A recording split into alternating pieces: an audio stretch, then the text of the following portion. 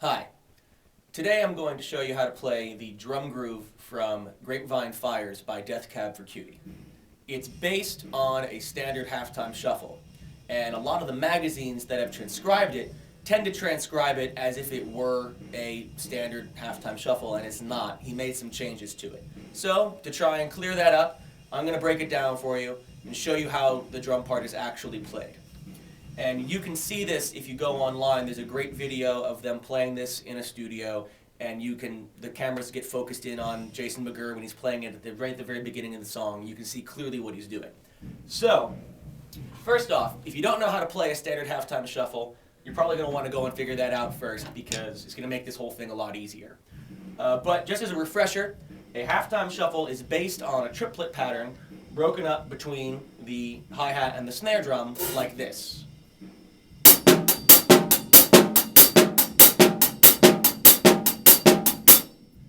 That's a normal halftime shuffle. So played full on sounds like this.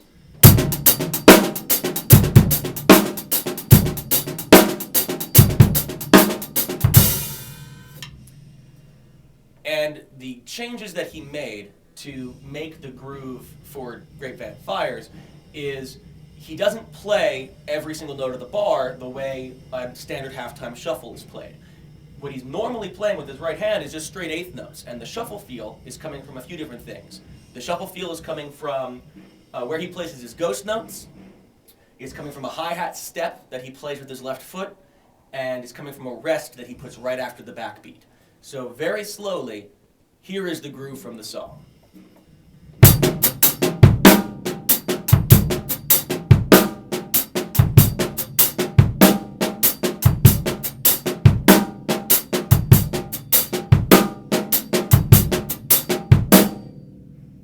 So some things to look for in playing this groove correctly. First is that hi-hat step. So the groove starts like this. Then the next thing to look for is that rest right after the backbeat, so he's not filling up every single note. Rest. Rest. And finally, at the very end of the bar, coming out of the end back into the one, he does a double on the bass drum. So if you're counting it as 1 ta ta, 2 ta ta, 3 ta ta, 4 ta ta 1, that bass drum does have a double on the hi-hat matched up with it. So watch for those things.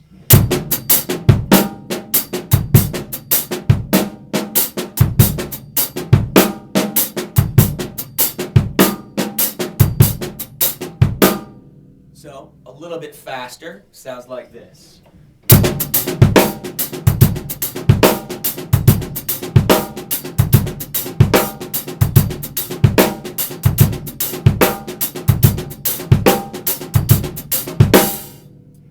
So a couple fills or changes to the groove that he makes is every once in a while he will add a bass drum note matching up with the hi-hat step. So when that happens, both of your feet are playing at the same time. And I'm going to go back and forth between the standard groove and the one that has the extra bass drum in it. So you'll see what I'm talking about.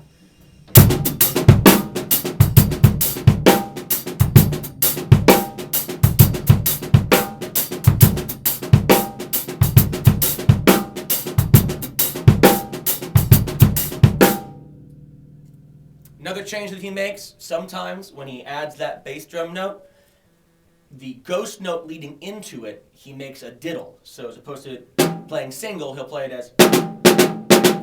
So what that sounds like is this.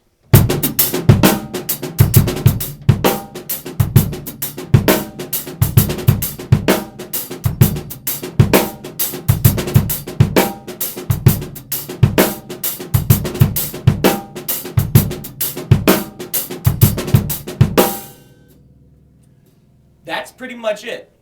I have the song transcribed out, well, I have the groove, a couple bars of it, transcribed out in musical notation, and I can email that if someone wants to email me at my website and see what it looks like written out. So now I'm just going to play the groove for a little while. If you want to put it on headphones and try and play along, you'll see how this thing works.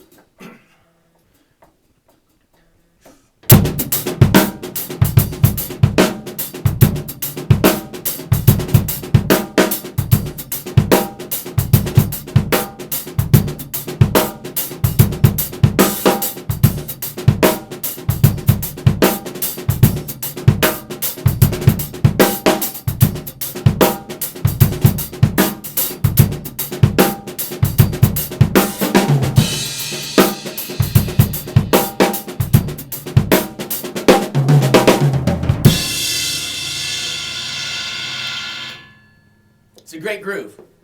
Just try and figure it out. It's fun.